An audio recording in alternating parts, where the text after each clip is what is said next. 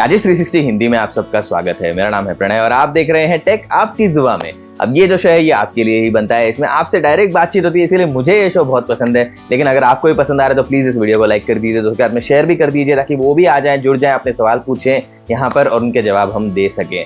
और दूसरी बात ये है कि आप चैनल पे सब्सक्राइब कर लीजिए, बेल आइकन दबा दीजिए ताकि आपको नोटिफिकेशन मिले जब भी हमारा नया एपिसोड आता है, ताकि आपको पता चल जाए कि हाँ हर शनिवार 1 बजे टेक आपकी जुबान का एपिसोड आ रहा है। तो नोटिफिकेशन आ जाएगी, आप जल्दी से आ जाएंगे, वीडियो देख लेंगे और उसका आनंद उठा लेंगे। अब आज के एपिसोड में हम बात करने वाले हैं बजट टीवीज के बारे में। बजट टीवी सेगमेंट में बहुत सारी चीजें होती रहती है, कॉन्स्टेंटली बहुत नई नई डेवलपमेंट्स आती हैं, तो इसीलिए मैं इस एपिसोड में आपको बताऊंगा कौन से अच्छे बजट टीवी हैं जो आप ले सकते हैं। टॉप 2 रिकमेंडेशन मैं आपको देने वाला हूं और उसके अलावा हम ये भी बात कर लेंगे थोड़ी बहुत कि आपको टीवी में क्या देखना चाहिए, मतलब इसमें कौन से पोर्ट्स होने चाहिए, स्मार्ट टीवी लेना चाहिए नहीं लेना चाहिए, पैनल क्वालिटी क्या होती है और कौन से टाइप की लेनी चाहिए, ये सारी चीजें फिर से बता दूंगा आपको। पहले भी हम इसके बारे में बातचीत कर चुके हैं, लेकिन क्या है नए नए टीवीज आते रहते हैं, टेक्नोलॉजी अपडेट होती रहती है, तो आज की डेट में अंडर 40,000 आप क्या एक्सपेक्ट कर सकते हैं ये मैं आपको बताऊंगा। चलो तो आज के वीडियो की शुरुआत करते हैं हम सबसे पहले बात करके कि स्मार्ट टीवी लेना चाहिए या नहीं इस विषय पर। अभी देखिए आज की डेट में 90% टीवीज आप देखेंगे जो नए लॉन्च हो रहे हैं सारे के सारे स्मार्ट टीवी लॉन्च होते हैं। अब इसका कारण ये है, अब ये सुनने में कुछ लोगों को शायद अच्छा नहीं लगेगा, लेकिन उसका एक्चुअल में कारण यही है कि आज की डेट में नॉन स्मार्ट टीवी की जो डिमांड है वो बहुत कम है और स्मार्ट टीवीज जो आप देखते हैं मार्केट में उसमें पोस्ट परचेस मोनेटाइजेशन एक चीज होती है। यानी कि जैसे आपने टीवी खरीद लिया, आपने उसमें कुछ चीजें देखी, ऐप्स खोले, ये वो किया, जो भी ये 90% टीवीज जो है आपके डेटा को ट्रैक करते हैं और उसके हिसाब से आपको विज्ञापन वगैरह दिखाने की कोशिश करते हैं। अभी इसमें इंडिया में कितने ज्यादा हद तक ये हो रहा है इसकी पूरी आइडिया तो है नहीं अभी, लेकिन मैं आपको गारंटी दे रहा हूँ कि टीवीज के जो डेटा होती है वो काफी वैल्यूएबल होती है। आप कौन से ऐप्स कब खोलते हैं ये सारे, जैसे आपने टीवी को इंटरनेट में कनेक्ट कर दिया काफी सारी ट्रैकिंग तो शुरू हो ही जाती है एडवर्टाइजिंग वगैरह के लिए। अब इसमें कुछ इलीगल तो नहीं है, कुछ नहीं है ऐसा, मतलब सब जो बाकी इंटरनेट पे होता है वो टीवी में भी होता है, लेकिन यहाँ पर थोड़ा ज्यादा लेवल पर होता है। इसीलिए मैं अभी रिसेंटली रिसर्च कर रहा था कि 43 इंच का 4K टीवी लिया जाए पर्सनल यूज के लिए। अब उसमें मैंने देखा कि क्या क्या ऑप्शन अवेलेबल है, तो एक मैंने ऐसे ही देखा था रैंडमली, कोई तो एक कंपनी थी जिसका स्मार्ट टीवी जो है वो कुछ 32-33,000 का था और उसका जो नॉन स्मार्ट टीवी है वो 38,000 का है। तो मैं सोच रहा हूँ ये ऐसा कैसे हो गया, स्मार्ट टीवी तो ज्यादा अच्छा है, ज्यादा अच्छे फीचर वो सस्ते में कैसे मिल गया। तब मुझे समझ में आने लगा कि नहीं इसमें कुछ और होगा, मतलब काम यहाँ पे वो चाहते होंगे कि आप टीवी खरीदने के बाद में भी हम आपसे रेवेन्यू कमा सकते हैं ये ऐप्स वगैरह की डेटा ट्रैक करके, तो इसीलिए शायद वो सस्ते में दे रहे हैं। और नॉन स्मार्ट टीवी जो होता है उसमें वो सब ट्रैक कर ही नहीं सकते, तो फिर हम मतलब उसको थोड़ा महंगा ही बेच देते हैं ताकि उसमें रेवेन्यू नहीं आएगा तो एटलीस्ट हमारा मुनाफा तो हो जाए। तो ये उसकी मतलब बेसिक थिंकिंग मुझे लग रही है। अब दूसरी बात यहाँ पर यह है कि आप कैसे बच सकते हैं इस ट्रैकिंग से। ऑनेस्टली इसमें बचने का कोई तरीका नहीं है। ये स्मार्ट टीवी जो स्पेस है इसमें ट्रैकिंग तो होनी ही है। अब सबसे महंगा डिवाइस यहाँ पर आप एक टीवी के साथ में कनेक्ट कर सकते हैं वो है एप्पल टीवी HD और 4K। अब ये तो है मतलब लगभग 13,000 और 17,000 में स्टार्टिंग प्राइस है इन दोनों का। ये वाला जो है बहुत ही अच्छा डिवाइस है स्ट्रीमिंग वगैरह के लिए, बहुत अच्छे ऐप्स, इंटरफेस और हाई क्वालिटी वीडियो वगैरह आपको दिखा तो देगा, लेकिन अल्टीमेटली वो भी पूरी तरह से ट्रैकिंग तो नहीं रोक सकता। मतलब बेसिकली आपने टीवी का इंटरफेस खोल के रख दिया तब ट्रैकिंग शायद नहीं होगी, लेकिन जब आप कोई भी ऐप खोल लेते हैं जैसे नेटफ्लिक्स खोलो, अमेजॉन प्राइम वीडियो खोलो, हॉटस्टार खोलो, उस टाइम पर वो ऐप्स इंडिविजुअली आपका डेटा तो ट्रैक कर ही रहे हैं देखने के लिए कि आप किस टाइप का कंटेंट देखते हैं। और उसके हिसाब से अगर आपने मतलब वो बेसिक टियर पे कुछ कुछ सर्विसेज में सब्सक्राइब किया तो वहीं पर विज्ञापन दिख जाते हैं, अदरवाइज वो आपके डेटा को यूज करते हैं दूसरे सर्विसेज वगैरह में दिखाने के लिए आपको कि मतलब रेलेवेंट एड्स, रेलेवेंट कंटेंट वगैरह दिखाने के लिए।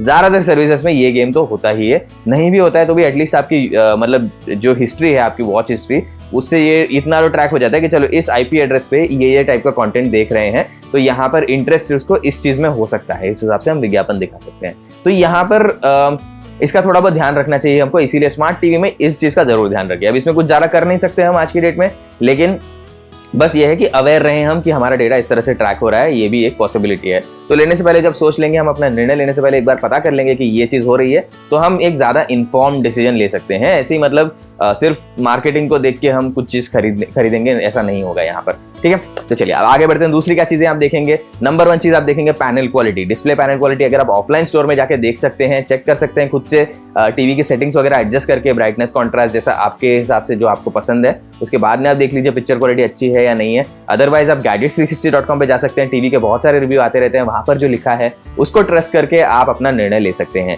तीसरी बात यह है कि टीवी में कितने पोर्ट्स हैं, ये भी एक बहुत ही इंपॉर्टेंट चीज़ है। अभी जैसे कि अगर आपके टीवी में आप सोच रहे हैं वॉल माउंट हम कर देंगे और उसमें 2 ही HDMI पोर्ट है, वॉल माउंटिंग करने के बाद में एक पोर्ट ब्लॉक हो गया तो फिर आपका नुकसान हो सकता है, क्योंकि फिर आप एक ही डिवाइस से कनेक्ट कर पाएंगे टीवी को और दूसरा आपने कोई समझ लीजिए, चलो एक हाइपोथेटिकल केस ले लेते हैं कि आपके पास में प्ले स्टेशन है सोनी का और साथ में आपके पास में एक साउंड बार है Xiaomi का या फिर कोई भी कंपनी का, तो उसमें आप HDMI से दोनों को कनेक्ट करना चाहते हैं एक ही टाइम पे, तो नहीं हो पाएगा क्योंकि एक पोर्ट ब्लॉक हो चुका है वॉल माउंटिंग के बाद में। तो इसीलिए देख लीजिए पोर्ट्स कहाँ पर है, पोजीशनिंग कहाँ पर है, USB पोर्ट है कि नहीं, 3.5mm पोर्ट है कि नहीं, HDMI ARC पोर्ट है कि नहीं, जिससे क्या होता है कि आपके टीवी से आप ऑडियो भेज सकते हैं दूसरे डिवाइसेस में, तो साउंड बार वगैरह कनेक्ट करना है आपको तो वो है या नहीं। तो ये सारी चीजें आप जरूर देख लीजिए उसमें। और उसके अलावा मैं आपको एक और मतलब रिक्वेस्ट करूंगा कि आपके टीवी में ईथरनेट पोर्ट है कि नहीं वो भी एक बार देख लीजिए। अगर आप स्मार्ट टीवी ले रहे हैं और उसको इंटरनेट से कनेक्ट करना चाहते हैं तो मेरे हिसाब से तो सबसे बढ़िया तरीका वही है कि आप वायर्ड एक केबल लगा दीजिए, उसमें सबसे स्टेबल और फास्ट इंटरनेट उसी में आता है।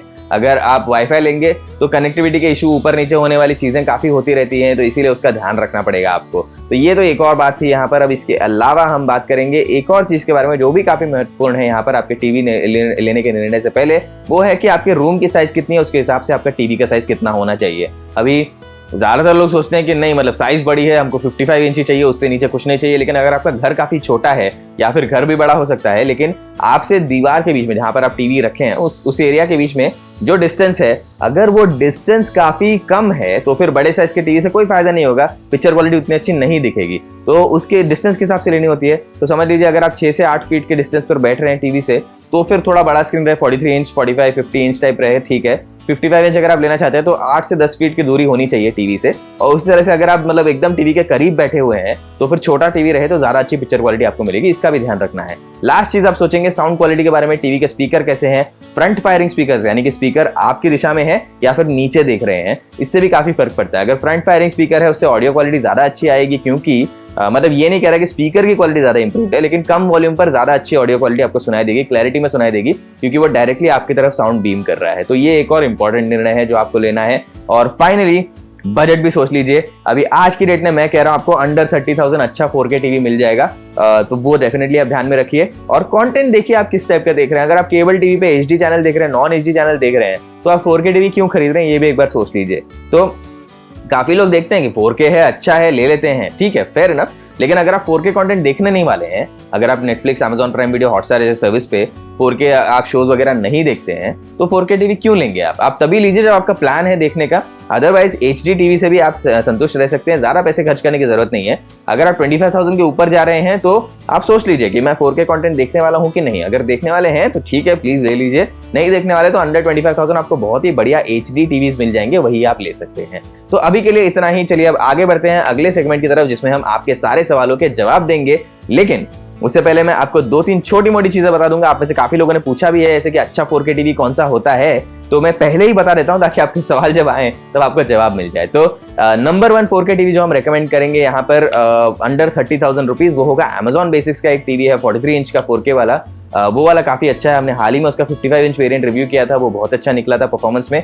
उसमें कुछ इश्यूज तो हैं, ऐसा नहीं कि पूरी तरह से बहुत बढ़िया। जैसे HDMI ARC पोर्ट नहीं है, तो आपको साउंड बार में कनेक्ट करना है उसमें HDMI से, तो वो वहां पर नहीं हो पाएगा। लेकिन अदरवाइज काफी अच्छा टीवी है। उसके अलावा Mi TV 4a Horizon भी बहुत ही अच्छा टीवी है, वो भी आप ले सकते हैं।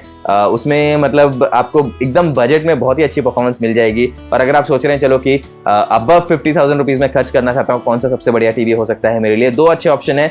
Mi QLED टीवी है Xiaomi का, वो 4K वाला है, QLED पैनल टेक्नोलॉजी के साथ में आता है, काफी अच्छा चला था वो। और अंडर 1 लाख अभी के लिए वैल्यू फॉर मनी में बेस्ट टीवी रहेगा OnePlus टीवी Q1। अब इसमें 2 है, Q1 और Q1 Pro। Q1 में आपको वो मोटराइज स्पीकर जो होता है टीवी में वो नहीं मिलेगा। Q1 Pro में आपको एकदम कूल दिखने वाला से स्पीकर ऐसे टीवी से नीचे धीरे धीरे बाहर निकलता है और अंदर जाता है, ऐसे वो वाला इफेक्ट मिलेगा। तो ये सारे 4 अच्छे टीवी हैं जो आप ले सकते हैं। इसके अलावा भी मार्केट में बहुत सारे विकल्प मौजूद है, तो ऐसा नहीं कि आज की डेट में आप कोई भी टीवी ले लेंगे तो पूरी तरह से खराब निकलेगा वो। लेकिन ये टीवी हमारे टेस्टिंग में थोड़े आगे निकल चुके हैं बाकी से, लेकिन अंतर ज्यादा नहीं है, इतना मैं आपको बता दूं। तो चलिए आपके सवालों की तरफ हम अभी बढ़ते हैं। सबसे पहला सवाल है देवशीष नाहक जी का। इनका कहना है कि मैं ऑफ टॉपिक क्वेश्चन पूछने के लिए माफी चाहता हूं, लेकिन आप पेन ड्राइव फेक है या रियल है, SD कार्ड फेक है रियल है, कैसे बताना चाहिए, इस पे वीडियो बना सकते हैं क्या?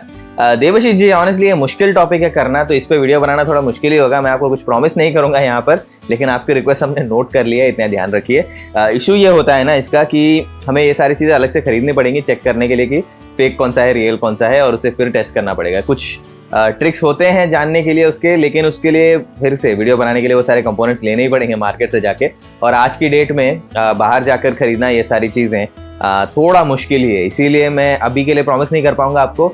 एक बार जब ये जो माहौल है वो खत्म हो गया, उसके बाद में ऑफिस में हम वापस लौटे, बाहर जाना थोड़ा सेफ हो गया, उसके बाद में ये करना थोड़ा आसान होगा। तो अभी के लिए नहीं हो पाएगा, लेकिन बाद में आप बने रहिए चैनल के साथ में, होपफुली ये सारी प्रॉब्लम जो है ठीक हो जाए, उसके बाद में फिर हम बना पाएंगे। ठीक है, चलिए आगे बढ़ते हैं।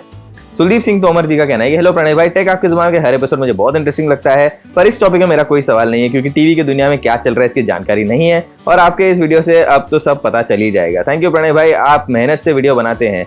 और 15,000 रुपए से कम में बेस्ट टीवी कौन सा होगा ये बता दीजिए। सुलदीप जी देखिए, 15,000 से नीचे आपको मिलेगा Xiaomi का I think Mi TV 4A horizon edition I think मिल जाना चाहिए, नहीं है तो मी टीवी 4A जरूर है। इन दोनों में से कोई एक आपको मिल जाएगा, वो काफ़ी अच्छा टीवी है। उसके अलावा OnePlus का टीवी भी है अंडर 15,000 रुपीज़, वो भी आप चेक कर सकते हैं, काफ़ी अच्छा है। बाकी आपने जो कमेंट किया उसके लिए बहुत बहुत धन्यवाद। टॉपिक में आपका कोई सवाल नहीं है, ऐसे कोई दिक्कत नहीं है, आप बात करने आते हैं यहाँ हमसे डायरेक्टली, तो वो काफ़ी अच्छा लगता है। इसी तरह हमारे साथ में बने रहिए। अगले सवाल की तरफ बढ़ते हैं। सागर भिंडी जी का कहना है कि हेलो सर, मेरा क्वेश्चन आपको याद होगा कि Mi TV 4A pro HD ready Android LED TV with data saver, ये वाला टीवी कैसा है। देखिए सागर जी, ये वाला टीवी जो है हमने रिव्यू तो किया था जहां तक मुझे याद है, और वो अच्छा ही है उसके प्राइस रेंज के लिए। आप उसमें मतलब ज़्यादा कोई इशू तो आपको आएगा नहीं, आप बिना चिंता किए ले सकते हैं। बस इसमें इतना ध्यान रखिए कि ये HD रेडी टीवी है, यानी कि फुल HD टीवी नहीं है ये। तो उसमें आपको अगर 1080p या उसके ऊपर के रेजोल्यूशन के कंटेंट देखना है तो ये आपके लिए ठीक नहीं रहेगा। तो आप फुल HD वाला टीवी ले लीजिए, वो ज़्यादा सही रहेगा। ठीक है, आगे बढ़ते हैं अभी।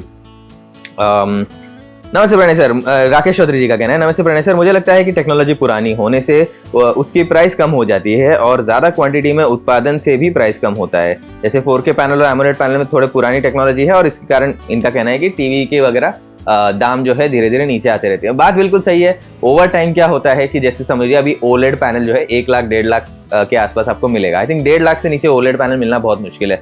तो OLED जो है टीवी के लिए सबसे एडवांस टेक्नोलॉजी समझ लीजिए आप, मतलब उसके भी आगे है। लेकिन आज की डेट में अगर आप सोचेंगे प्रीमियम टीवी मुझे लेना है तो OLED से नीचे आप कुछ नहीं लेंगे। ठीक है, तो OLED टीवी इतना महंगा है अभी, लेकिन अगर बहुत लोगों ने OLED टीवी खरीदा 1.5 लाख पे तो उसको मैन्युफैक्चर करना आसान हो जाएगा, उसका प्राइस धीरे धीरे कम आके वो अंडर 1 लाख भी आ सकता है। लेकिन आज की डेट में उतना बिक नहीं रहा है, टेक्नोलॉजी उतनी आगे बढ़ नहीं पा रही है वहाँ पे। लेकिन उसी तरह से स्मार्टफोन में जो एमोलेड डिस्प्ले की टेक्नोलॉजी इतने सारे लोगों ने इस्तेमाल की है, इतने सारे यूनिट्स में बिकी है कि ओवर टाइम आपको देख सकते हैं अभी 15,000 रुपीज़ के आसपास भी आपको मिल जाता है। तो ये इनका पॉइंट बिल्कुल सही है। काफ़ी एकदम मतलब नॉलेजेबल कमेंट किया आपने राकेश जी, थैंक यू। अगले हफ्ते फिर से आप आइए, कमेंट कीजिए इसी तरह, अच्छा लगता है काफ़ी आपसे बात करने में। ठीक है, आगे बढ़ते हैं अभी। अभिषेक पटेल जी का कहना है कि हेलो प्रणय सर, भले ही 4K टीवी अंडर 30,000 मिले लेकिन क्वालिटी तो नहीं मिलेगी। वैसे टीवी हर साल तो नहीं बाय करने वाला, इसीलिए अच्छा तो एक एक्सपेंसिव टीवी लिया जाए। अभिषेक जी बात आपकी सही है। वैसे टीवी लॉन्ग टर्म परचेज होता है, 8-10 साल लोग चलाने की कोशिश करते हैं। लेकिन इतना मैं जरूर कह दूंगा, आप अगर आज की डेट में 1080p टीवी लेते हैं, ठीक है, आप फिर 5 साल में सोचिए कि आप तो अपग्रेड कर जाएंगे, मतलब आप मिनिमम 4K कंटेंट देखेंगे, बहुत ज़्यादा 4K कंटेंट अवेलेबल भी होगा, और उस टाइम पे आप सोचेंगे कि मेरा 4K टीवी होता तो और मज़ा आ जाता। तो इसीलिए टीवी में थोड़ा सा मतलब फ्यूचर प्रूफिंग करने से फ़ायदा होता है। महंगा टीवी लिया तो फिर फ़ायदा होता है, लेकिन ये नहीं है कि बात देखिए अभी मैं आपको एक उदाहरण देता हूँ। अभी Amazon बेसिक्स का टीवी 4K वाला अंडर 30,000 आपको मिल जाएगा 43 इंचेस में। वही आप सोनी में ढूंढेंगे तो आपको 55-60,000 के आसपास मिलेगा रेजोल्यूशन वगैरह में देखेंगे तो। लेकिन सोनी और Amazon बेसिक्स के टीवी में क्या फ़र्क हो सकता है, मतलब मुझे एग्जैक्टली पता नहीं है, लेकिन अगर मैं गेस करूँ तो एक हो सकता है कि थोड़ा हायर क्वालिटी कंपोनेंट्स इसमें यूज़ किए गए हो, डिस्प्ले पैनल ज़्यादा अच्छा हो, लॉन्ग लाइफ हो सोनी वाले टीवी की। लेकिन आप सोच लीजिए, अगर आप आज कोई सस्ता टीवी ले लेते हैं, कोई भी हो अंडर 30,000 आप ले लेते हैं, वो टीवी आपके लिए 3-4 साल चल गया, ठीक है, फिर आप उसे रिप्लेस कर देंगे और आप नई टेक्नोलॉजी में फिर से रहेंगे, लेकिन सस्ते प्राइस में।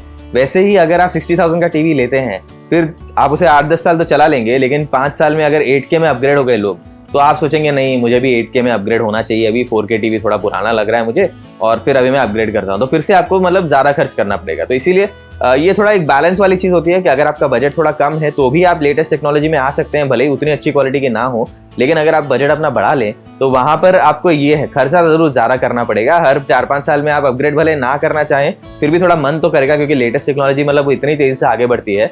तो जो 30,000 रुपीज़ आप आज की डेट में बचा रहे हैं, वो आप 5 साल बाद में इन्वेस्ट करके फिर से एक टीवी ले सकते हैं। लेकिन महंगा टीवी ले लिया तो आपका शायद उतना बजट बचे नहीं। तो ये थोड़ा मतलब बैलेंस वाली चीज़ है, हर एक का अलग अलग बजट होता है, उसके हिसाब से लेना चाहिए।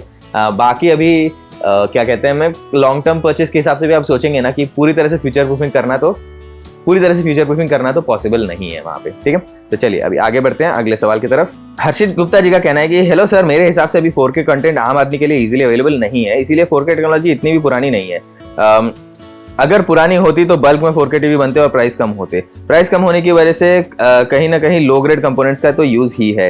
हर्षित जी आपका पॉइंट सही है, मतलब उतने हाई क्वालिटी कंपोनेंट्स का इस्तेमाल नहीं होता है लो प्राइस टीवीज में, लेकिन 4K कंटेंट आजकल काफी अवेलेबल हो चुका है। आप देखिए मतलब हॉटस्टार पे भी आ चुका है काफी सारा, Amazon प्राइम वीडियो पे भी है, और उसके बाद में नेटफ्लिक्स पर भी आपको मिल जाएगा, प्लस यूट्यूब पर भी 4K कंटेंट मिल जाता है जो फ्री में आप देख सकते हैं। यूट्यूब पे 90% 4K कंटेंट यूट्यूब पे जो भी है आप तो आराम से फ्री में देख सकते हैं। तो मजा लेने के लिए तो है काफी सारी अच्छी चीजें, बस ये है कि बजट 4K टीवीज में शायद आपको उतना अच्छा प्रोसेसर ना मिले, उतने high quality long life components ना मिले, ये कॉम्प्रोमाइज होता है। मतलब आपने वो पॉइंट बिल्कुल सही कहा। और बाकी जो है कंटेंट की अवेलेबिलिटी मेरे ख्याल से काफी इंप्रूव हो चुकी है पिछले 1-2 साल में, और आई डोंट थिंक उतना मतलब बुरा आउटलुक है। तो आज की डेट में अगर आप मुझे पूछेंगे मैं 1080p टीवी लूं या 4K टीवी लूं, मैं आपको एक चीज पूछूंगा कि आप केबल टीवी पे ज्यादातर टीवी देखते हैं या आप स्ट्रीमिंग सर्विस पे ज्यादा चले गए हैं। केबल टीवी में देखते हैं तो अगर आप HD चैनल में देखते हैं या HD में अपग्रेड कर चुके हैं। अगर आप HD केबल टीवी चैनल पर हैं और आप स्ट्रीमिंग सर्विस का इस्तेमाल कर रहे हैं या नहीं भी कर रहे हैं, तो भी मैं आपसे कहूंगा कि आप 4K टीवी ही ले लो, क्योंकि HD केबल टीवी चैनल जो है 4K टीवी पे भी अच्छे दिखते हैं। और फिर आप स्ट्रीमिंग सर्विसेज का इस्तेमाल करेंगे तो उसमें आपको 4K कंटेंट का ऑप्शन होना ये एक अच्छी चीज है आज की डेट में। 2 साल पहले आप मुझसे पूछते मैं आपको कहता 4K की जरूरत नहीं है, लेकिन आज की डेट में आप 4K ना लेंगे तो बाद में 1-1.5 साल में जब ज़रा और 4K कंटेंट आ जाएगा तब आप फिर पछताएंगे थोड़ा। तो यही मेरा आपसे मतलब एक विनती होगी कि अगर आप आज की डेट में ले रहे हैं तो 4K कंसिडर जरूर कीजिए, ठीक है। आगे बढ़ते हैं। अभी अगला सवाल आया है हमारे पास में नवीन कुमार जी का। इनका कहना है कि hello Pranay sir, last episode ने व्हाट्सएप बैकअप के लिए पूछा था पर गूगल ड्राइव से बैकअप नहीं हो पा रहा है, तो सर आप इसके लिए एक नए वे का ट्यूटोरियल बना दीजिए। नवीन जी आपकी रिक्वेस्ट हमने नोट कर लिया, पूरी कोशिश होगी एक मतलब गूगल ड्राइव में आपका बैकअप नहीं हो रहा है तो फिर किस तरह से बनाना है। लेकिन अगर आप मुझसे पूछे ना, जहां तक मुझे याद है हमने व्हाट्सएप के कुछ ट्यूटोरियल किए हैं, भले ही 1-1.5 साल पहले किए थे। आप एक बार प्लीज हमारे चैनल पे सर्च कर लीजिए, नहीं मिलता है तो आप फिर बता दीजिए, फिर हम नया वीडियो बनाने के लिए पूरी तरह से तैयार रहेंगे उसके बारे में। बट गूगल ड्राइव पे बैकअप नहीं हो रहा है, ये मतलब थोड़ी दुख की बात है अनफॉर्चुनेटली, क्योंकि सबसे सिंपल व्हाट्सएप का बैकअप तो वहीं पे होता है। तो लेकिन आपके स्मार्टफोन के कुछ फोल्डर्स में भी वो सेव होता है, वो वाले उसका मेथड है एक, लेकिन आप प्लीज हमारे चैनल पे एक बार सर्च कर लीजिए, उसमें अगर नहीं मिलता है तो फिर हम जरूर बनाएंगे, ठीक है। चलिए आगे बढ़ते हैं। विजय कुमार जी का कहना है कि 2.5 साल हो गए मैं टीवी तो बिल्कुल देखता ही नहीं हूँ, मोबाइल्स में मैं सब अपना काम कर लेता हूँ और टीवी की जो नीड होती है वो मतलब बिल्कुल भी मेरे लिए नहीं लगती है। इन्फॉर्मेशन जो इस एपिसोड से मिलेगी उसके लिए बहुत बहुत धन्यवाद। विजय जी थैंक यू, आपने कमेंट किया और ये बात सही है, काफी लोग फोन पर ही देख लेते सारी चीजें, टीवी में एक्स्ट्रा कुछ देखने का ऐसा मिलता नहीं है। बस मैं भी आप ही के जैसा हो गया था बीच में, लेकिन फिर क्या हुआ, हाल ही में मेरे घर पे थोड़ा सा एक बड़ा टीवी आया, थोड़ा बड़ा यानी कि आई थिंक 32 इंचेस का टीवी आया, ज़्यादा बड़ा नहीं। तो उसमें क्या हो गया कि हमारे पास में एक फायर टीवी स्टिक था घर पे, तो उससे हमने कुछ कंटेंट स्ट्रीम करना शुरू किया। तो मैं क्रिकेट काफ़ी देखता हूँ, तो हॉटस्टार पे जब क्रिकेट स्ट्रीम शुरू किया, अभी तो चली रही है मतलब इंडिया के मैचेस वगैरह जो चल रहे हैं, तो वो जब देखना शुरू किया मुझे लगा नहीं यार, मतलब फ़ोन पे मैं कितना ही देख लूँ, अल्टीमेटली वो बड़े स्क्रीन पे स्पोर्ट्स देखने का मज़ा है ना, वो फ़ोन पे तो हम नहीं ला सकते बिल्कुल भी। तो इसीलिए मैं कहता हूँ कि मतलब कुछ स्पेसिफिक यूज केसेस के लिए वो डेफिनेटली अच्छा है, मूवीज वगैरह देखने के लिए बड़े स्क्रीन में मजा आ जाता है सच में। लेकिन अगर आप फोन से खुश हैं तो आपको टीवी लेने की जरूरत नहीं है। काफी लोगों के पास में ऐसी परिस्थिति नहीं होती है कि हम टीवी पूरा ले सकें, लेकिन स्मार्टफोन तो सबके पास में होता है, उसमें अगर मजा आ रहा है तो क्या जरूरत है फिर लेने की। आपका पॉइंट वो सही है, हर एक पर्सन के रिक्वायरमेंट के हिसाब से होता है ये सारी चीजें। अगर आपकी रिक्वायरमेंट नहीं है टीवी की तो डेफिनेटली आप नहीं लेंगे, विच इज कम्प्लीटली फाइन। लेकिन अगर आप लेते हैं तो उसका मजा उठाने में तो मतलब सच में अलग ही मजा है उसमें, फोन में उतना नहीं आता है जितना आप टीवी में एंजॉय कर सकते हैं, ठीक है। आगे बढ़ते हैं। अभी दीप धिलन जी का कहना है कि मुझे एक 5G फोन लेना है बजट 30K तक, मैं 3 साल तक फोन को यूज करता ही हूँ और best Android TV under 20K कौन सा है ये भी मुझे बता दीजिए। मुझे फोन में अच्छा परफॉर्मेंस चाहिए, कैमरा एवरेज भी चलेगा। देखिए दीप जी, आपको 5G फोन चाहिए अंडर 30K, 2 चॉइस है, OnePlus Nord और Realme X7 Pro 5G, ये दोनों में से आप कोई भी ले लीजिए, आपकी जो रिक्वायरमेंट है पूरी तरह से सेटिस्फाई होगी। OnePlus Nord का 2 वर्जन भी आने वाला है कुछ महीनों में, होपफुली मतलब 5G तो रहेगा ही वो, होपफुली वो फोन भी अच्छा निकले, तो आप थोड़ा इंतजार करके ले लेंगे, 3 साल तक अच्छा और चल जाएगा। मतलब क्या है ना, OnePlus Nord अभी 1 साल ऑलमोस्ट होने को है उसको, तो अगर आप लॉन्ग टर्म यूज के लिए देख रहे हैं तो I think Realme X7 Pro ज़्यादा अच्छा होगा आज की डेट में, फ्यूचर प्रूफ थोड़ा ज़्यादा रहेगा, 1 और साल अच्छा चलेगा। वर्सेस OnePlus Nord 2 का इंतजार कर लें आप, तो प्राइस ड्रॉप हो जाएगी और थोड़े नए फोन्स आ जाएंगे मार्केट में और फिर आप ले सकते हैं। ज़्यादा दूर नहीं है अभी OnePlus Nord 2, आई थिंक जून जुलाई तक तो आ ही जाएगा, तो अभी हम मार्च में है ही, तो 2-3 महीने की बात है। अगर आप 3 साल के लिए फ़ोन यूज़ करना चाहते हैं, थोड़ा और वेट कर लेंगे तो आई डोंट थिंक कोई दिक्कत होगी, तो वो वाला आपके लिए है। Best Android TV under 20K, अभी यहाँ पर आप मुझे रेजोल्यूशन बता देते तो मैं आपको और अच्छे से हेल्प कर पाता कि आपको फुल HD चाहिए, HD रेडी चलेगा या जो भी है। लेकिन एनीवे हम गोना अज्यूम अंडर 20 के आपको HD रेडी टीवी भी चलेगा, फुल HD के इतने मतलब 100% रिक्वायरमेंट नहीं है, तो आप OnePlus का टीवी ले सकते हैं। Xiaomi का भी एक है Mi TV 4 है, वो वाला भी काफी अच्छा है। ये दोनों आपके लिए रिकमेंडेशंस हैं। चलिए आगे बढ़ते हैं। मोनिश जबे जी का कहना है कि मैं एक अच्छा टीवी लेने का सोच ही रहा था और आपका ये टीवी वाला एपिसोड आ रहा है। मेरा सवाल ये है कि क्या मुझे ज्यादा फीचर्स और सस्ते दाम वाले Xiaomi के साथ जाना चाहिए या फिर कम फीचर्स और ज्यादा प्राइस वाले सोनी के साथ? क्या इसमें क्वालिटी कॉम्प्रोमाइज हो रही है प्राइस कम करने के चक्कर में? देखिए मोनिश जी, अभी इसका डायरेक्ट कंपैरिजन करना ठीक नहीं रहेगा, क्योंकि क्या है ना, वो सोनी के जो टीवीज है वो काफी महंगे होते हैं, लेकिन उसमें high quality components, display panel वगैरह यूज किए जाते हैं, तो इसीलिए थोड़ा आपको महंगा मिलता है वो। और प्लस उसमें वारंटी, सपोर्ट, सर्विस और ये सारी चीज़ों की ज़्यादा मतलब आपको टेंशन लेने की ज़रूरत नहीं है। तो ये एक चीज़ है। दूसरी है कि Xiaomi के जो टीवीज़ है वो ऑनलाइन ज़्यादातर बिकते हैं, ऑफलाइन उतने ज़्यादा नहीं बिक रहे हैं। और उसमें क्या है, मतलब प्राइस टू परफॉर्मेंस रेशियो में अगर आप देखें वो तो अनबीटेबल है, काफ़ी अच्छी वैल्यू फॉर मनी आपको देता है। तो आप अपनी रिक्वायरमेंट बताइए। अगर आपको 4K टीवी चाहिए सस्ते में, तो Xiaomi के पास में बहुत सारे ऑप्शन है, वहीं पर जाइए आप। अगर आप सोच रहे हैं कि नहीं बिना 4K के मैं रह सकता हूँ, थोड़ा महंगा सोनी टीवी रहेगा तो भी चलेगा, लेकिन मुझे थोड़ी पीस ऑफ माइंड चाहिए, ब्रांड नेम है अच्छा वाला उसके साथ में, तो आप सोनी की तरफ जाइए। मतलब completely up to you. Xiaomi का टीवी लेंगे तो डिस्प्ले पैनल में भी उतना अच्छा ना हो जितना आपको सोनी में मिले, लेकिन Xiaomi के टीवी में आपको 4K मिल जाएगा, जबकि सोनी में आपको शायद 1080p से संतुष्ट रहना पड़ेगा। तो ये डिसीजन अल्टीमेटली आपके रिक्वायरमेंट के हिसाब से है। अगर आप फिर भी चाहते हैं कि एग्जैक्ट रिकमेंडेशन मैं आपको दूं, तो अगली बार आपकी रिक्वायरमेंट बता दीजिए। आप क्या देखते हैं, केबल टीवी देखते हैं, HD चैनल या HD चैनल देखते हैं, या फिर स्ट्रीमिंग सर्विसेज पे कंटेंट देखते हैं, कितने साइज का टीवी चाहिए आपको, कितना आपका बजट है, ये बता दीजिए, फिर हम रिकमेंडेशन आपको पूरी तरह से दे देंगे। ठीक है, चलिए आगे बढ़ते हैं। अभी नीरज ऑफिशियल जी का कहना है कि प्रणय जी नमस्कार, मैं 30,000 की रेंज में 4K टीवी लेना चाहता हूँ और मैं 4K टीवी नहीं लूंगा, उससे बेहतर मैं फुल HD की बड़ी सीरीज का टीवी लेना पसंद करूंगा, क्योंकि मेरे घर में अधिकतर सभी लोग धारावाहिक देखते हैं जो कि 4K में नहीं आता है, और कभी कभी आउटडोर में वीडियो बनाया करिए, अच्छा लगता है जैसा पहले लॉकडाउन में बनाया करते रहते थे। ओके नीरज जी, सबसे पहले देखिए आपका पॉइंट बिल्कुल सही है। अगर आप SD चैनल देखते हैं, धारावाहिक देख रहे हैं अपने सीरियल पे, और जो भी टीवी पे सीरियल आते हैं SD चैनल में, तो आप 4K टीवी क्यों लेंगे? मतलब बिल्कुल मजा नहीं आएगा। SD टू 4K जो अपस्केलिंग होती है वो बहुत खराब होती है नॉर्मली, लेकिन SD जो चैनल होते हैं HD टीवी में ठीक ठाक दिख जाता है, तो आप फुल HD पे बने रहिए, वो बात एकदम सही है। दूसरी बात, जो आपने कहा कि बाहर जाके वीडियो बनाइए, देखिए अभी उसका है ना, मैं आपको एक चीज बता दूं जो मैंने चैनल पे नहीं बताई थी। मैं पिछले आई थिंक 1.5-2 महीने पहले मैं बाहर गया था, जरा शहर के अपने दोस्त के घर पे गया था, तो वहां पर अच्छा एकदम आउटडोर लोकेशन था, वहां पर हमने रिकॉर्ड कर लिया। मैं मुंबई में वापस आ चुका हूँ और यहाँ पर जगह की थोड़ी प्रॉब्लम है, इसीलिए हम फिर से अंदर घर के अंदर बैठ के वीडियो बना रहे हैं। अब कोशिश तो ये है कि बाहर जाके अच्छे से शूट किया जाए, लेकिन आप भी जानते हैं, मैं भी जानता हूँ कि उतना सेफ नहीं है ये। अब फॉर्चुनेटली मतलब मेरा इतना एक अच्छा दोस्त निकला जिसने पूरा मतलब बैकग्राउंड वगैरह अच्छा यूज करने दिया, उसके घर पे बगीचा वगैरह था, तो फिर वहाँ पर हो गया मेरा ये सब कुछ। लेकिन अदरवाइज मुंबई जैसी जगह में तो बाहर जगह मिलना थोड़ा मुश्किल ही है, और आज की डेट में हम सेफ्टी के लिए आउटडोर नहीं जा रहे हैं। पूरी कोशिश होगी जैसे ये माहौल थोड़ा ठीक होगा उसके बाद में बाहर से वीडियो बनाने के लिए, लेकिन अभी के लिए तो हम यहीं से वीडियो बनाएंगे, माफी चाहता हूँ उसके लिए। ठीक है, चलिए आगे बढ़ते हैं। अभी रितेश रंजन जी का कहना है कि हेलो सर, एक बार फिर से एक और बढ़िया विषय लेने के लिए धन्यवाद। इस बार मेरा कोई सवाल नहीं है, केवल इस विषय के बारे में जानकारी प्राप्त करनी। रितेश जी थैंक यू, आपने कमेंट किया।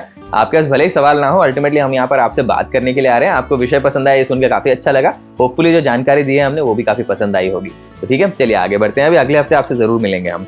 अनुराग पटेल जी का कहना है कि मुझे टीवी लेना है, 4K या डॉल्बी विजन में कौन अच्छी होती है, और 4K और डॉल्बी विजन में क्या अंतर होता है, कितने प्राइस रेंज में मिलेगी, 55 इंच की होनी चाहिए। अनुराग जी ओके, 4K और डॉल्बी विजन ये दोनों चीज हम कंपेयर नहीं कर सकते, क्योंकि अलग अलग टेक्नोलॉजी है। वो 4K टीवी में डॉल्बी विजन भी होता है, ठीक है। अब मैं आपको अंतर बताता हूँ। देखिए 4K क्या है, रेजोल्यूशन है। अब 4K नाम कैसे आया? उसका है, अगर आप रेजोल्यूशन देखेंगे कितने पिक्सल्स होता है, तो आप देखेंगे 4K टीवीज में मोस्टली हर बार नहीं, मोस्टली आपको मिलेगा 3840 by 2160 पिक्सल्स, 3840 by 2160 पिक्सल्स, है ना। तो 3840 क्या है, वो 4000 के बहुत पास है, 4000 पिक्सल के पास में, इसीलिए उसका नाम दिया गया है 4K। के मतलब 1000 ऐसे बोला जाता है, ठीक है। तो ये होता है 4K। वैसे ही आप देख लेंगे 1080p टीवी होता है ना, तो मतलब 1080p जो है HD टीवी है। अब HD टीवी से 4 गुना ज्यादा रेजोल्यूशन है उसमें, इसीलिए 4K टीवी उसका नाम है, ठीक है। ये 4K हुआ। अब डॉल्बी विजन क्या है? अब डॉल्बी विजन ये है, ये HDR टेक्नोलॉजी का एक तरीका है जो डॉल्बी कंपनी ने डेवलप किया है। अभी डॉल्बी कंपनी आप साउंड वगैरह के लिए जो जानते होंगे, थिएटर वगैरह में देखा होगा आपने कि डॉल्बी ऑडियो है इसमें, उसी तरह से डॉल्बी ने अपना वीडियो का भी एक टेक्नोलॉजी बनाया। अब HDR क्या होता है? हाई डायनामिक रेंज बोला जाता है उसको। अब हाई डायनामिक रेंज में बेसिकली देखिए, बहुत ही सिंपलिस्टिक एक्सप्लेनेशन दे रहा हूँ, ये बहुत टेक्निकल सब्जेक्ट है, लेकिन उसका सबसे सिंपल एक्सप्लेनेशन ये है कि आप कोई भी फोटो लेंगे तो उसमें कहीं पे छांव होगी, कहीं धूप होगी, ठीक है। तो ज्यादातर कैमराज में पहले क्या होता था, बिना HDR जब नहीं था तभी छांव वाला एरिया बहुत अंधेरा हो जाता है, धूप वाला एरिया ठीक लगेगा, या फिर छांव वाले एरिया में आप उजाला लाने जाएंगे तो धूप वाला एरिया एकदम जल जाएगा, पूरा ब्राइट इतना हो जाएगा कि आपको कुछ नहीं दिखेगा वहां पे। तो इसको बैलेंस करने के लिए सेम इमेज में आपको छांव वाला एरिया भी अच्छा दिखे, एकदम अच्छी डिटेल आए, और धूप वाले एरिया भी अच्छी दिखे, इस टाइप की चीज करने के लिए हाई डायनेमिक रेंज वाली टेक्नोलॉजी का इन्वेंशन किया गया। पहले फोटोज में था, फिर वीडियोस में आया। अब HDR वीडियोस में आपको अंतर काफी दिखाई देगा, बहुत ही बढ़िया मतलब क्वालिटी आ जाती है उसमें, वीडियोस में बहुत मजा आ जाता है देखने में। तो HDR टेक्नोलॉजी का एक रूप है डॉल्बी विजन। अब HDR10 एक है, डॉल्बी विजन एक है, ऐसे दो मेन चीज हैं जो आपको चाहिए आपके टीवी में। अब डॉल्बी विजन के लिए बहुत सारा कंटेंट आ चुका है, नेटफ्लिक्स, प्राइम वीडियो वगैरह में, हॉटस्टार में भी है डॉल्बी विजन के वीडियोस। तो आपके टीवी में अगर डॉल्बी विजन की सपोर्ट है तो इन सारे वीडियोस का आप मजा ले सकते हैं। लेकिन अगर आप सिर्फ 4K वीडियोस देख रहे हैं जो डॉल्बी विजन वाले नहीं है, नॉन डॉल्बी विजन वीडियो देख रहे हैं, HDR भी नहीं है, नॉर्मल 4K वीडियो देख रहे हैं, तो आपको डॉल्बी विजन और HDR वगैरह की जरूरत नहीं है। होपफुली ये एक्सप्लेनेशन आपको पसंद आया, अगर अच्छा लगा तो कमेंट करके बताइए कैसा था। और दूसरा आपने पूछा था 55 इंच में कौन सा टीवी लेना चाहिए, कितना मतलब आपको प्राइस पड़ेगा। तो जहां तक मुझे पता है आपको 40,000 रुपए के आसपास अमेजॉन बेसिस का एक 55 इंच का टीवी मिल जाएगा, जो अभी स्टॉक में नहीं है, जब मैंने लास्ट चेक किया था। उसी का 43 इंच वाला वेरिएंट आपको मिलेगा आई थिंक 29,000 के आसपास। तो 40-45,000 में आपको मिल जाएगा मतलब बेसिक लेवल का 4K HDR टीवी जो 55 इंच का है। और अगर अच्छा वाला चाहते हैं आप तो OnePlus का एक टीवी है अराउंड 50,000 के आसपास, OnePlus TV U1, और Xiaomi का है Mi QLED टीवी 55,000 में। तो ये 40 to 55,000 के रेंज में आपको अच्छे सस्ते वाले 55 इंच के 4K HDR वाले टीवी मिल जाएंगे जिसमें डॉल्बी विजन का सपोर्ट भी है। तो होपफुली आपको जवाब पसंद आया होगा, कमेंट करके प्लीज बताइए कैसा लगा ये, ठीक है। चलिए आगे बढ़ते हैं। अभी क्लिक मिस्टर वर्ल्ड जी का कहना है कि सर आप स्मार्ट वॉच का रिव्यू करें अंडर 10,000 का। आपकी रिक्वेस्ट हमने नोट कर ली है, पूरी कोशिश हो जाएगी कि इसकी वीडियो हम बना पाएं, ठीक है। आगे बढ़ते हैं। रोशन चौधरी जी का कहना है कि नमस्ते सर, अच्छा टॉपिक है, इस टॉपिक से जुड़ा मेरा कोई सवाल नहीं है। कोई बात नहीं, आपने दूसरा सवाल पूछ लिया, चलिए उसका जवाब दे देते हैं। आईपैड के लिए एक अच्छा सा कीबोर्ड बता दीजिए जो वैल्यू फॉर मनी हो। शायद आपने गलती से पिछले एपिसोड में मेरे सवाल की जगह राकेश चौधरी जी का स्क्रीनशॉट चिपका दिया था। रोशन जी मैं माफी चाहता हूँ पूरी तरह से, ये जो है हमारी गलती है डेफिनेटली। आई थिंक मतलब हमसे भी कभी कभी मिस हो जाता है ये सारी चीजें, तो उसके पूरी माफी चाहता हूँ। इस बार मैं गारंटी देता हूँ आपका सही स्क्रीनशॉट ही आया होगा इसके पहले। दूसरी बात यहाँ पे आईपैड के लिए अच्छा कीबोर्ड लॉजिटेक का है कीबोर्ड, एक K480 है, थोड़ा बड़ा सा है जिसमें आप आईपैड रख भी सकते हैं। अगर आपके पास आईपैड में ऑलरेडी स्टैंड है तो आप कीबोर्ड देख सकते हैं। आई थिंक लॉजिटेक का 380 K380 मॉडल है, वो भी काफी अच्छा है। इन K480 भी यूज किया, K380 भी यूज किया, दोनों 2 से 3,000 के बीच में आते हैं, वैल्यू फॉर मनी है, काफी अच्छे हैं, आप यूज कर सकते हैं, ठीक है। आगे बढ़ते हैं। अभी संजीव कुमार जी का कहना है कि हेलो प्रणय जी, इस बार मेरा कोई क्वेश्चन नहीं है, बस इन्फॉर्मेशन ले लूंगा आपसे। आप बस मुझे एक बार बेस्ट ब्लूटूथ हेडसेट की एक वीडियो बना दीजिए with your best opinion. Sanjeev ji अगर आप अंडर 2000 देख रहे हैं, OnePlus का आप बुलेट्स Z नाम है उसका, या OnePlus बुलेट्स वायरलेस Z, हाँ बुलेट्स वायरलेस Z ये वाला देख सकते हैं, अंडर 2000 काफी अच्छा है। अदरवाइज पूरी कोशिश रहेगी वीडियो जल्दी से हम बना दें आपके लिए, ठीक है। आगे बढ़ते हैं। अभिषेक श्रीवास्तव जी का कहना है कि sir best mobile PDF scanner Android phone का भी वीडियो बनाइए। ठीक है, रिक्वेस्ट नोट कर ली है, PDF स्कैनिंग आपकी बना देंगे। और सर अंडर 10, 20, 30 के best upcoming phone every month के स्टार्टिंग में वीडियो बनाइए सर। देखिए अभिषेक जी, ये वाला वीडियो मैं नहीं बनाऊंगा, क्यों पता है, क्योंकि एक तो अपकमिंग फोन का प्राइस क्या होगा वो कैसे पता चलेगा, हम तो गैस ही करेंगे, रूमर्स लीक्स पे हम लोग निर्भर रहेंगे, गलत भी निकल सकता है। इसीलिए इस तरह से मतलब फेक इन्फॉर्मेशन या फिर लीक्स के बेसिस पे बस ऐसे बोलना कि नहीं अंडर 20 के ये बेस्ट अपकमिंग है, वो अच्छा नहीं है। दूसरा, बेस्ट अपकमिंग फोन का मतलब क्या होता है कि कोई फोन आने वाला है, उस फोन के आने से पहले हम जजमेंट दे दें कि ये बहुत ही बढ़िया है, फिर लॉन्च हुआ, फिर वो गंदा निकला, तो फिर आप हमसे कहेंगे नहीं वो फोन आपने बोला था बेस्ट अपकमिंग फोन है, लेकिन वो तो एकदम बकवास निकला, फिर कौन रिस्पॉन्सिबल है। तो इस चैनल पे हमने एक रूल बना रखा है कि हम अगर फोन्स के बारे में बात करेंगे तो हम रिव्यू करने के बाद नहीं आपको पूरा इन्फॉर्मेशन देंगे, जितनी जानकारी है हमने टेस्ट की है, हमने पूरा वेरीफाई किया कि अच्छा चल रहा है, उसके बाद नहीं देंगे। बाकी इस तरह से हाइप जनरेट करने में कोई मतलब नहीं है। आप जो वीडियोस बोल रहे हैं इससे बहुत सारे व्यूज आएंगे हमें, लेकिन हमें जानबूझ के हमने वो वाले वीडियोस नहीं किए हैं, क्योंकि इस तरह से ना मतलब लोगों को गलत एक्सपेक्टेशन देके फिर उनसे मतलब क्या बोलते हैं फोन्स को हाइप करके फिर बाद में वो फोन हमारा बेस्ट अपकमिंग वीडियो देखकर अगर ले लेंगे, फिर बाद में बोलेंगे कि नहीं आपने तो बोला था बेस्ट अपकमिंग फोन है इसीलिए मैंने ले लिया बिना रिव्यू देखे, तो फिर अब मैं क्या करूं, मेरा फोन अच्छा नहीं है। तो इस टाइप की चीजें अवॉइड करने के लिए हम वो वाला वीडियो नहीं बनाते हैं, ठीक है। अब आगे बढ़ते हैं। यहाँ पे आपने और सवाल पूछा है कि बेस्ट होम यूज के लिए प्रिंटर का वीडियो भी बना दीजिए, इसमें स्कैनिंग फैसिलिटी और वायरलेस प्रिंटिंग का ऑप्शन भी हो। अभिषेक जी आपने ये वाले देखिए PDF स्कैनर वाला ऐप का रिक्वेस्ट ना मैं पक्का करूंगा वो वाला वीडियो, लेकिन ये जो आपने कर दिया ना यहाँ पे होम प्रिंटर वाला रिक्वेस्ट, अनफॉर्चुनेटली हम नहीं कर पाएंगे, बिकॉज वो हमारे पास में रिव्यू के लिए आते नहीं है और हर प्रिंटर को खरीद के अभी टेस्ट करने का ऑप्शन तो है नहीं। तो ये वाला वीडियो हमसे नहीं हो पाएगा, मैं माफी चाहता हूँ इसके लिए, ठीक है। गलत एक्सपेक्टेशन आपको नहीं देना चाहता हूँ, जो है वो है। PDF स्कैनिंग वाला वीडियो यहाँ पर जरूर आएगा, तो इसलिए आप सब्सक्राइब कर लीजिए, बेल आइकन भी दबा दीजिए, ठीक है। आगे बढ़ते हैं। नॉन ब्रांड की 4K टीवी लेना उचित होगा क्या, ऐसे अनूप विश्वास जी का पूछना है। अनूप जी, अभी नॉन ब्रांड मतलब इसका मतलब ये आप कहना चाह रहे हैं, जहां तक मुझे पता है, कि सोनी, सैमसंग, एलजी इस तरह से एस्टैब्लिश ब्रांड नहीं है, जो नए वाले आए हैं उनका 4K टीवी लेना सही है कि नहीं। आपका बजट है अगर मतलब कम थोड़ा सा, आपको 4K टीवी चाहिए तो ले लीजिए, 2-3 साल तो चल ही जाएगा ये। ज़्यादातर टीवीज जो आते हैं, हमारे रिव्यू देख लीजिए एक बार, चैनल पे वीडियोस है काफ़ी सारे, नहीं है तो gadgets360.com पे रिव्यू सेक्शन में आप सर्च कर लीजिए, वहाँ पर आपको मिल जाएगा रिव्यू। अगर रिव्यू अच्छा है आप ले लीजिए, चिंता मत कीजिए, ठीक है। आगे बढ़ते हैं। आयुष रवि जी का कहना है कि कैमरा फोन अंडर 30 के विद स्टॉक एंड्रॉइड आप बताइए कौन सा है। आयुष जी, अंडर 30 के आपको विद स्टॉक एंड्रॉइड अच्छे कैमरा के साथ में तो नहीं मिलेगा, लेकिन अबव 30 के पिक्सल 4a है, जस्ट अबव 30 के, थोड़ा सा बजट एक्सटेंड कर लीजिए, वो वाला ले लीजिए। अगर आपको कैमरा ही प्राइमरी रिक्वायरमेंट है, आप बिल्कुल निराश नहीं होंगे उससे, ठीक है। आगे बढ़ते हैं। संज ब्लॉग्स जी का कहना है कि 10 से 15 हज़ार के रेंज में कैसे टीवी मिलेंगे, इसके बारे में भी बताना। देखिए जी, अभी यहाँ पर 10 to 15,000 में आपको HD रेडी टीवी मिलेंगे, फुल HD वाले मिलना थोड़ा मुश्किल है। स्मार्ट टीवीज मिल जाएंगे यहाँ पे, और इसमें आपको Xiaomi, Realme, OnePlus इन तीनों ब्रांड्स का कंपटीशन है। तीनों में से किसी का भी टीवी ले लीजिए, आप निराश नहीं होंगे, यही मेन इन्फॉर्मेशन है यहाँ पे, ठीक है। चलिए आगे बढ़ते हैं। महेश कुमार जी का कहना है कि नमस्ते सर, मेरा सवाल ये है कि Asus ROG Phone 5 इंडिया में कितने प्राइस पर लॉन्च हो सकता है, और Asus मिड रेंज फोन क्यों नहीं ला रहा है भारत में। महेश जी देखिए, अभी मिड रेंज फोन क्यों नहीं रहा है, इसके लिए हमने टेक आपकी जुबान में का एक एपिसोड किया था, आई थिंक वो पहले 5 एपिसोड में ही था, तो प्लीज हमारे प्लेलिस्ट में जाइए, टेक आपकी जुबान प्लेलिस्ट में, वहाँ पे वो वाला वीडियो Asus का प्लीज देख लीजिए। बहुत हमने यही वाले विषय पे काफी चर्चा की थी कि क्या कर रही है कंपनी, ज़ेनफोन सीरीज इतनी अच्छी थी, कंपटीशन अच्छा रहेगा मार्केट में, क्यों नहीं आ रहे हैं। शायद वो फोन चल नहीं पाए, शायद प्रॉफिट नहीं हो पाए, इसीलिए वो नहीं ला पा रहे हैं। ROG फोन में उनको काफी सेल दिख रही होगी, यूनिक फोन है, प्रॉफिट भी दिख रहा होगा, तो इसीलिए है।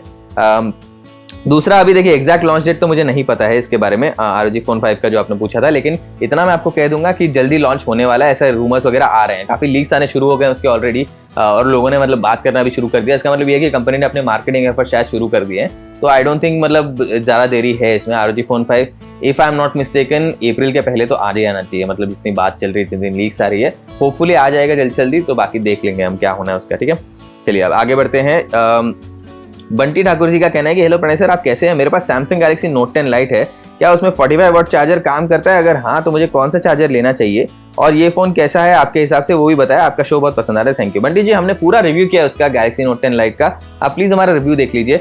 45 वाट चार्जर उसमें चलता है कि नहीं मैं पूरी तरह से श्योर नहीं हूँ। 25 वाट का चार्जर चलता है as far as I know, I don't think इसमें 45 वाट चार्जर का सपोर्ट है, लेकिन अगर मैं गलत हूं तो माफ कर दीजिए, काफी दिन पहले यूज किया था वाला फोन, तो ठीक से याद नहीं था मुझे ये पर्टिकुलर डिटेल, लेकिन हमारा रिव्यू आप जरूर देख लीजिए, आपको पसंद आएगा वो वीडियो, हमारे चैनल पे है, वो सर्च कर लीजिए और प्लीज देखिए, आप फीडबैक दे दीजिए, कुछ और सवाल है उसके बारे में तो फिर हम आपका जवाब जरूर दे देंगे उसके बाद में, ठीक है। चलिए आगे बढ़ते हैं। सौरभ कुमार जी का कहना है कि प्रणय सर नमस्कार, मेरे पास iPhone SE 2020 वाला फोन है, इसकी बैटरी बहुत कम चलती है, iPhone 12 लेना चाहता हूं मैं, अभी लेना सही है या कुछ दिन रुकना सही होगा, कोई और iPhone लेना सही होगा। देखिए सौरभ जी, अगर आपको iPhone SE की बैटरी से प्रॉब्लम है तो आप iPhone 12 से खुश नहीं है, ठीक है, ये एक पॉइंट है। दूसरा पॉइंट ये है कि अभी iPhone SE की बैटरी कम है, ठीक है, अगर आपको बहुत ज़्यादा दिक्कत दे रही है तो आप रिप्लेस कर दीजिए। जहाँ तक मुझे पता है कि कुछ ऑफर्स आ रहे हैं एप्पल के ऑफिशियल रिटेलर्स के, जैसे मेपल वगैरह है या फिर दूसरे जो ऑफिशियल रिटेलर्स हैं एप्पल के, वो 8-10 हज़ार का डिस्काउंट भी दे रहे हैं iPhone 12 पे, आप उनसे पूछ लीजिए, अगर मिल रहा है तो ठीक है, अदरवाइज कुछ दिन इंतजार कर लीजिए, iPhone 12 पे डिस्काउंट्स आ ही जाएंगे, ज़्यादा देर नहीं है, अभी 1.5-2 महीने की बात है बस, जिसमें मतलब फिर अच्छे सेल वाले डिस्काउंट आने लग जाएंगे उसमें भी, या फिर HDFC के साथ में कैशबैक का ऑफर भी रहता है यूजुअली, तो वो भी आप चेक कर लीजिए एक बार, तो एक बार आपको डिस्काउंट मिल जाए 8-10 हज़ार रुपये का, फिर iPhone 12 बिल्कुल ले लीजिए, आई डोंट थिंक आपको कोई निराशा होगी उसमें। मैं बस ये एक ही चीज़ का मैं कह रहा हूँ आपको, मैं बुरा लग रहा है कि आपको iPhone SE की बैटरी लाइफ पसंद नहीं आया, हमने रिव्यू में वही कहा था कि उसकी बैटरी लाइफ काफ़ी कम है, लेकिन फिर भी मतलब अगली बार आप जब iPhone लेंगे उसके पहले प्लीज़ हमारा रिव्यू एक बार देख लीजिए, आपको अच्छा फीडबैक मिल जाएगा यहाँ पे, और आप फिर इस तरह से निराश भी नहीं रहेंगे अपने फ़ोन से। बहुत बुरा लगता है मुझे जब कोई अपने फ़ोन से निराश होता है, क्योंकि हम बहुत मेहनत करते हैं इस चैनल पे ताकि लोग अपने अच्छे बाइंग डिसीजन ले पाएँ, ठीक है। चलिए आगे बढ़ते हैं, अगले हफ्ते मिलेंगे आपसे, आप अपना फीडबैक जरूर दीजिए इसके बारे में। अंशुल गंगवार जी का कहना है कि Redmi Note 10 Pro Max में मैक्स जैसा क्या है, Redmi Note 10 Pro में मैक्स जैसा सब कुछ है, Redmi Note 10 is good variant in this price range, pro and max variant में इन डिस्प्ले फिंगरप्रिंट सेंसर और 32 मेगापिक्सल सेल्फी कैमरा होना चाहिए था, और इनमें प्राइस डिफरेंस जो है वो ठीक नहीं लग रहा है मुझे, और एक्स्ट्रा स्पेंड नहीं करने चाहिए किसी को भी Redmi Note 10 Pro पर, नहीं तो निराश हो जाएंगे लोग। ओके, बेसिकली अंशुल जी आपका कहना है कि आप कुछ Redmi Note 10 सीरीज के फोन से खुश हैं, कुछ से खुश नहीं है, प्राइसिंग वगैरह के, इन सब चीज़ों के बारे में हम चर्चा जरूर करेंगे। आज की डेट में मैं कुछ नहीं कहूँगा अभी, लेकिन मैं आपको एक चीज़ बता रहा हूँ, Redmi Note 10 का रिव्यू यूनिट हमारे पास में आया नहीं है अभी तक, जैसे ही आता है हम रिव्यू वीडियो जरूर बनाएंगे। उसके बाद में फिर आपसे हम जरूर बात करेंगे इसके बारे में। अभी फ़ोन यूज़ किए बिना हम कुछ नहीं कहेंगे इसके बारे में, ठीक है। चलिए आगे बढ़ते हैं। कृष्णकांत कुमार जी का कहना है कि सर क्लॉक स्पीड क्या होता है, कौन सा क्लॉक स्पीड बढ़िया होगा। कृष्णकांत जी देखिए, क्लॉक स्पीड जो होता है वो प्रोसेसर का, समझ लीजिए कि प्रोसेसिंग पावर का स्पीड कितना है, फ्रीक्वेंसी कितना होता है उसके ऊपर है। तो हर प्रोसेसर में एक फ्रीक्वेंसी होती है, कुछ में 1 गीगाहर्ट्ज़ होगा, कुछ में 2 गीगाहर्ट्ज़ होगा, कुछ में 1.5 गीगाहर्ट्ज़ होगा, ऐसा। तो नॉर्मली क्लॉक स्पीड जितना बड़ा होता है उतना अच्छा होता है, ये थंब रूल है, लेकिन हर केस में अप्लाई नहीं करता। जैसे समझ लीजिए, मैं आपको एक उदाहरण देता हूँ। अगर आपको मैं दूं एक सस्ता बजट प्रोसेसर, जैसे समझ लीजिए क्वालकॉम का स्नैपड्रैगन 662 क्लॉक स्पीड है उसका 1.9 गीगाहर्ट्ज़, हाइपोथेटिकल है, मतलब इमेजिनरी सिचुएशन है, ये बता रहा हूँ मैं आपको। उसी तरह मैं आपको दूं क्वालकॉम का स्नैपड्रैगन 865, लेकिन क्लॉक स्पीड कम है 1.5 गीगाहर्ट्ज़, तो ओवरऑल देखेंगे तो 865 ज़्यादा अच्छा है, क्योंकि वो प्रोसेसर ओवरऑल ज़्यादा पावरफुल है। तो सिर्फ क्लॉक स्पीड नंबर से कुछ फर्क नहीं पड़ता, लेकिन अगर सेम प्रोसेसर में आप कंपेयर करें 1.5 या 1.7 में, तो फिर 1.7 वाला ज़्यादा अच्छा है। ऐसा बेसिक है ये। बाकी अगर और डिटेल में चाहते हैं आप कमेंट करके बता दीजिए कि देखना है आपको एक वीडियो, हम उसके बारे में बना देंगे बाद में, ठीक है। चलिए, दिलचंद पटेल जी का कहना है कि अंडर 50 के प्राइस में कौन सा टीवी ले। दिलचंद जी, आप OnePlus TV U1 ले लीजिए, काफ़ी अच्छा है, 55 इंच का। अगर आपको QLED टेक्नोलॉजी का आनंद लेना है, जो मतलब नॉर्मल LED LCD पैनल से ज़्यादा अच्छी होती है, तो Xiaomi का Mi TV QLED 4K ये वाला आता है 55,000 में। ये दोनों आपके लिए बहुत अच्छे विकल्प हैं, आप ले सकते हैं। सुब्रत सरकार जी का कहना है कि इंडिया में कितने 4K चैनल्स है DTH प्लेटफॉर्म में। कुछ साल पहले हमारे पास में 3D टीवीज वगैरह थे, लेकिन फिर पता चला कि वो बहुत एक्सपेंसिव और कुछ नहीं है। अभी 4K 8K टीवीज चाहिए क्या हमें, क्योंकि बहुत सारे HD चैनल होते हैं DTH platform. Asking as a normal user. Okay, so Subrata ji, आपका कहना है कि बेसिकली अगर आप केबल टीवी देख रहे हैं तो क्या लेना चाहिए, 4K और 8K टीवी। केबल टीवी अगर आप देख रहे हैं फुल HD में आपको मैक्सिमम चैनल मिलेंगे। आई डोंट थिंक भारत में 4K चैनल उपलब्ध है। अगर मैं गलत हूं तो प्लीज मुझे ठीक कर दीजिए, मतलब मैं गलती कर सकता हूं यहाँ पे, लेकिन मैंने जितने देखे सब मैक्सिमम HD में मिलते हैं। तो आपको 4K टीवी लेने की जरूरत नहीं है अगर वही आप देख रहे हैं। अगर आप सोच रहे हैं कि मैं स्ट्रीमिंग कंटेंट वगैरह देखूंगा यूट्यूब पे वगैरह 4K में देख सकता हूं, तो ही आप 4K लें, अदरवाइज फुल HD से भी आप खुश रहेंगे। और 4K 8K टीवीज की आपको जरूरत है, 8K की अभी जरूरत नहीं बिल्कुल भी। 4K टीवीज की क्या आपको जरूरत है अगर आप स्ट्रीमिंग पे देख रहे हैं कंटेंट, तो हाँ, क्योंकि आप टीवी 5 साल तो रखेंगे, 5 साल में इतना सारा 4K कंटेंट आ जाएगा कि अच्छा रहेगा आनंद लेने के लिए आपको। लेकिन आप 4K नहीं भी लेंगे, सिर्फ 1080p टीवी लेंगे, तो आपका नुकसान भी नहीं है ऐसा। बस ये है कि बाद में जाके आपको लग सकता है कि नहीं 4K लिया होता तभी तो अच्छा होता, बस। लेकिन सिर्फ केबल टीवी देखने के लिए बिल्कुल भी जरूरत नहीं है उसकी, ठीक है। आगे बढ़ते हैं। अभी हर्ष सोनी जी का मतलब बहुत लंबा एक कमेंट है जो आप सब लोग अभी स्क्रीन पर देख सकते हैं। इन्होंने Redmi Note 10 के बारे में कहा है कि इनकी रिक्वायरमेंट क्या है और प्राइसिंग किस तरह से ये करते हैं, ठीक है। हर्ष जी, आपका ओपिनियन बहुत अच्छा है यहाँ पे, मतलब आपने ख्याल दिया है अपने। इसके बारे में मैं अभी कुछ नहीं कहूँगा, क्योंकि मैंने ये फोन्स यूज़ नहीं किए हैं, मैंने ये फोन्स देखे भी नहीं है, अभी हमारे पास में आए भी नहीं है रिव्यू के लिए। तो जैसे ही आते हैं उसके बाद में हम आपको बताएंगे हमारी टिप्पणी क्या है, और फिर हम इसके बारे में डिस्कशन करेंगे। अनफॉर्चुनेटली अभी मैं कुछ नहीं बोलूँगा, क्योंकि फोन यूज़ करने से पहले हम किसी भी फोन के बारे में कुछ भी वर्डिक्ट नहीं देते कि प्राइस ऐसा होना चाहिए था या नहीं होना चाहिए था वगैरह वगैरह। माफी चाहता हूँ उसके लिए, लेकिन जल्दी आ रहा है रिव्यू वीडियो, प्लीज हमारे चैनल के साथ में बने रहिए, आपको हमारा फीडबैक जरूर मिलेगा उस पर, ठीक है। आगे बढ़ते हैं। अभी सुबोध कुमार जी का कहना है कि नमस्कार प्रणय जी, पिछले एपिसोड में मैंने आपसे F62 के बारे में जानकारी मांगी थी, जिसमें मैंने लिखा था कि एक नॉर्मल यूजर हूं तो मेरे लिए ये फोन कैसा रहेगा। आपने कहा कि यदि आप यूज बता दें तो मैं बेहतर बता सकता हूं। मुझे विशेष तौर पर एक फास्ट फोन चाहिए जिस पर गेमिंग अच्छी हो, कैमरा अच्छा हो और IRCTC साइट जल्दी से लोड हो जाए। जैसा कि मैंने आपको बताया था, मेरे पास में Asus Max Pro M1 है, तो यदि स्टॉक एंड्रॉयड मिल जाए तो सोने पे सुहागा हो जाए। आपके पास कोई ऑप्शन है तो प्रणय जी जरूर बताइए, मेरा बजट 25,000 रुपए का है। देखिए सुबोध जी, अच्छा किया आपने एक्चुअली फॉलो अप में बता दिया आपकी रिक्वायरमेंट ये है। तो मेनली आपको फास्ट फोन चाहिए जिसमें गेमिंग वगैरह आप कर सके। F62 का प्रोसेसर काफी अच्छा है, ताकतवर है, आप उससे निराश नहीं होंगे। डिस्प्ले भी काफी अच्छा है, तो आपको वीडियोस वगैरह देखने उसमें भी कोई प्रॉब्लम नहीं होगी। साइड लोडिंग वगैरह आई थिंक 4G पे जितनी स्पीड है उतनी ही मिलेगी आपको, वो तो सारे फोन्स में कॉमन होगी। 5G जब आएगा तब स्पीड बढ़ सकती है। तो अगर आप सोच रहे हैं कि आज की डेट में आपको लेना है F62, आई डोंट थिंक आप निराश होंगे। आपका जो यूज केस आपने बताया है वो सब अच्छा है, सिर्फ उसमें स्टॉक एंड्रॉइड नहीं मिलेगा। अनफॉर्चुनेटली स्टॉक एंड्रॉइड के कोई अच्छे ऑप्शन है नहीं अंडर 25,000 रुपीज। मैं मतलब आपको रेकमेंड कर नहीं पाऊंगा कोई भी, क्योंकि मुझे बुरा लगता है कि नहीं मैं कोई भी फोन स्टॉक एंड्रॉइड के लिए रेकमेंड करूं और फिर उसके परफॉर्मेंस वगैरह जो आपको चाहिए वो ना मिले। बाकी जो आपकी रिक्वायरमेंट उसके लिए F62 अच्छा फोन है, आई डोंट थिंक आप निराश होंगे उससे। लेकिन अगर आप सोच रहे हैं कि ऑल्टरनेटिव क्या है, क्या और मैं ले सकता हूं, तो यहाँ पर Realme X7 भी है, 5G वाला फोन है, काफी ताकतवर है। लेकिन आप देख लीजिए जिस तरह से आपने रिक्वायरमेंट बताई है ना, मुझे नहीं लगता आप F62 से निराश होंगे, तो आप ले लीजिए वो, आई थिंक काफी अच्छा फोन है आपके लिए, ठीक है। आगे बढ़ते हैं। नेहा पपोले जी का कहना है कि सर नमस्कार, इन दोनों में से कौन सा मोबाइल सही रहेगा? Realme Narzo 30। अच्छा, मेरे ख्याल से ये पूछना चाह रहे हैं कि Realme Narzo 30 Pro और 30A इन दोनों में से कौन सा लेना सही रहेगा।